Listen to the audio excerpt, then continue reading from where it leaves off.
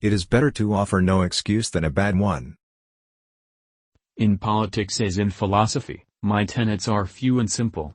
The leading one of which, and indeed that which embraces most others, is to be honest and just ourselves and to exact it from others, meddling as little as possible in their affairs where our own are not involved. If this maxim was generally adopted, wars would cease and our swords would soon be converted into reap hooks and our harvests be more peaceful, abundant, and happy. Nothing can illustrate these observations more forcibly than a recollection of the happy conjuncture of times and circumstances, under which our republic assumed its rank among the nations. The foundation of our empire was not laid in a gloomy age of ignorance and superstition, but at an epoch when the rights of mankind were better understood and more clearly defined than at any former period. The researches of the human mind, after social happiness, have been carried to a great extent. The treasures of knowledge, acquired by the labors of philosophers, sages, and legislatures, through a long succession of years, are laid open for our use, and their collected wisdom may be happily applied in the establishment of our forms of government, the free cultivation of letters, the unbounded extension of commerce, the progressive refinement of manners, the growing liberality of sentiment, have had ameliorating influence on mankind and increased the blessings of society. At this auspicious period, the United States came into existence as a nation, and if their citizens should not be completely free and happy, the fault will be entirely their own. The alternate domination of one faction over another, sharpened by the spirit of revenge, natural to party dissension, which in different ages and countries has perpetrated the most horrid enormities, is itself a frightful despotism. But this leads at length to a more formal and permanent despotism. The disorders and miseries, which result, gradually incline the minds of men to seek security and repose in the absolute power of an individual, and sooner or later the chief of some prevailing faction, more able or more fortunate than his competitors, turns this disposition to the purposes of his own elevation, on the ruins of public liberty. I regret exceedingly that the disputes between the Protestants and Roman Catholics should be carried to the serious alarming height mentioned in your letters. Religious controversies are always productive of more acrimony and irreconcilable hatreds than those which spring from any other cause, and I was not without hopes that the enlightened and liberal policy of the present age would have put an effectual stop to contentions of this kind. Our cruel and unrelenting enemy leaves us no choice but a brave resistance, or the most abject submission. This is all we can expect. We have therefore to resolve to conquer or die. Our own country's honor all call upon us for a vigorous and manly exertion, and if we now shamefully fail, we shall become infamous to the whole world. Let us therefore rely upon the goodness of the cause, and the aid of the Supreme Being, in whose hands victory is, to animate and encourage us to great and noble actions. The eyes of all our countrymen are now upon us, and we shall have their blessings and praises, if happily we are the instruments of saving them from the tyranny meditated against them. Let us therefore animate and encourage each other, and show the whole world, that a freeman contending for liberty on his own ground is superior to any slavish mercenary on earth. I was sorry to see the gloomy picture which you drew of the affairs of your country in your letter of December, but I hope events have not turned out so badly as you then apprehended. Of all the animosities which have existed among mankind, those which are caused by a difference of sentiments in religion appear to be the most inveterate and distressing, and ought most to be deprecated. I was in hopes, that the enlightened and liberal policy, which has marked the present age, would at least have reconciled Christians of every denomination so far, that we should never again see their religious disputes carried to such a pitch as to endanger the peace of society. The nation, which indulges towards another in habitual hatred, or in habitual fondness, is in some degree a slave. It is a slave to its animosity or to its affection, either of which is sufficient to lead it astray from its duty and its interest. The nation, prompted by ill will and resentment, sometimes impels to war the government, contrary to the best calculations of policy.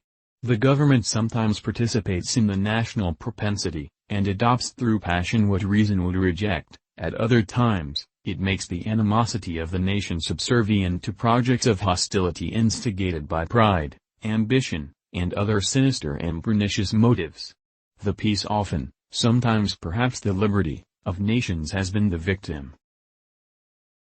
All obstructions to the execution of the laws, all combinations and associations, under whatever plausible character, with the real design to direct, control, counteract, or all the regular deliberation and action of the constituted authorities, are destructive of this fundamental principle, and of fatal tendency.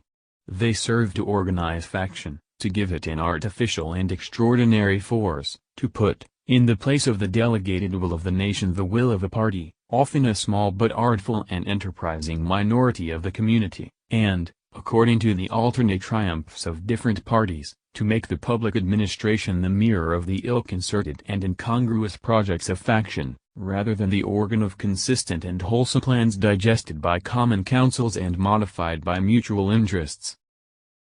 It is of infinite moment, that you should properly estimate the immense value of your national union to your collective and individual happiness, that you should cherish a cordial, habitual, and immovable attachment to it, accustoming yourselves to think and speak of it as of the palladium of your political safety and prosperity, watching for its preservation with jealous anxiety, discountenancing whatever may suggest even a suspicion, that it can in any event be abandoned, and indignantly frowning upon the first dawning of every attempt to alienate any portion of our country from the rest, or to enfeeble the sacred ties which now link together the various parts.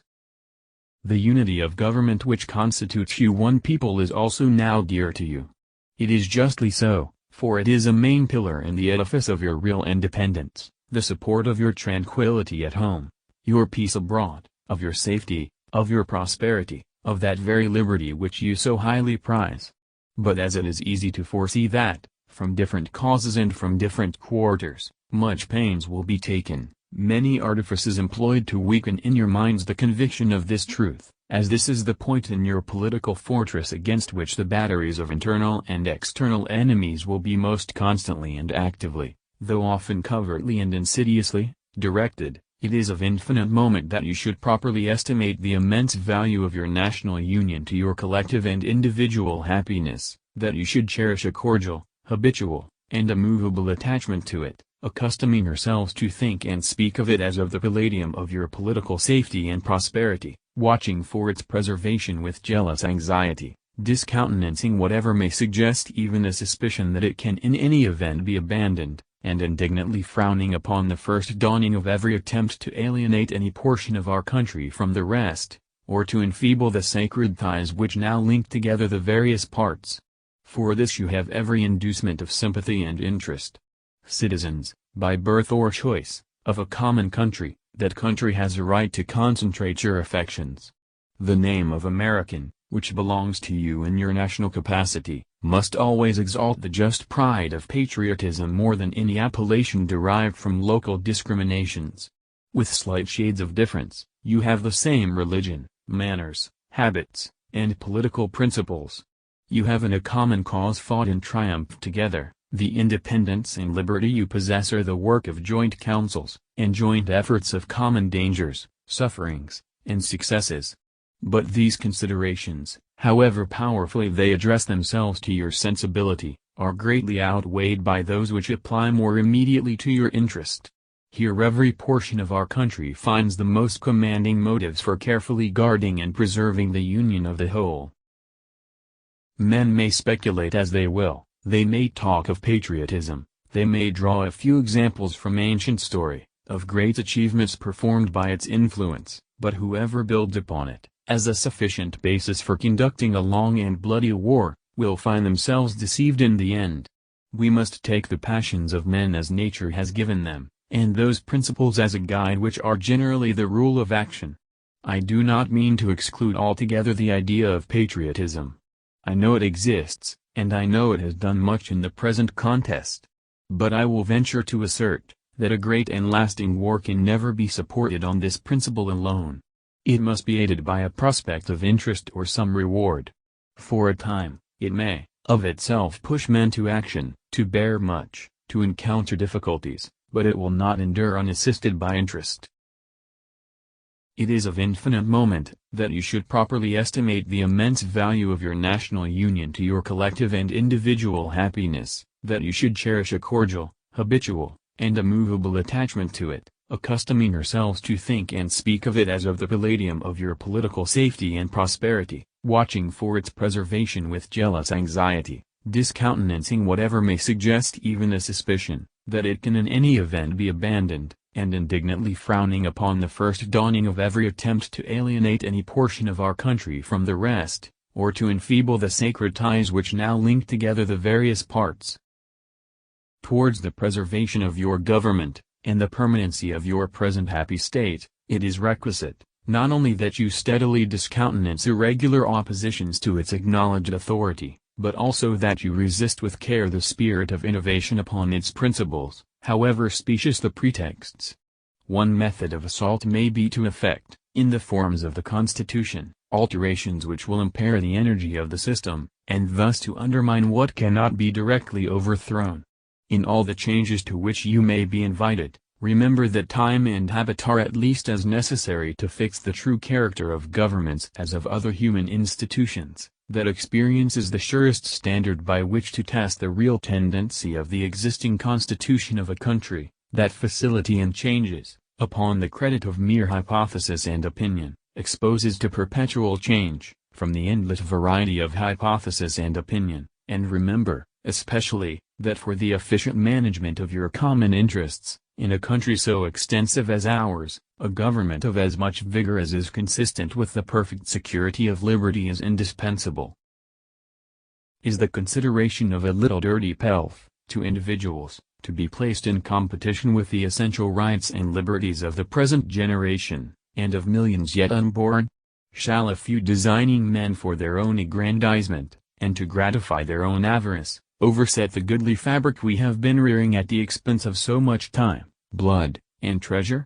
And shall we at last become the victims of our own abominable lust of gain? Forbid it, Heaven! Forbid it all, and every state in the Union.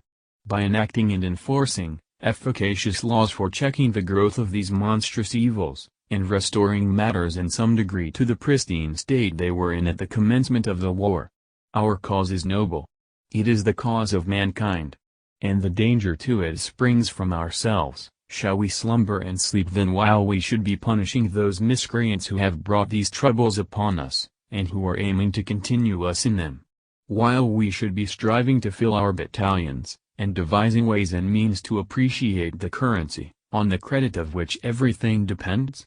I hope not. Let vigorous measures be adopted, not to limit the price of articles, for this I conceive is inconsistent with the very nature of things, and impracticable in itself, but to punish speculators, foresters, and extortioners, and above all, to sink the money by heavy taxes, to promote public and private economy, encourage manufactures and c.a.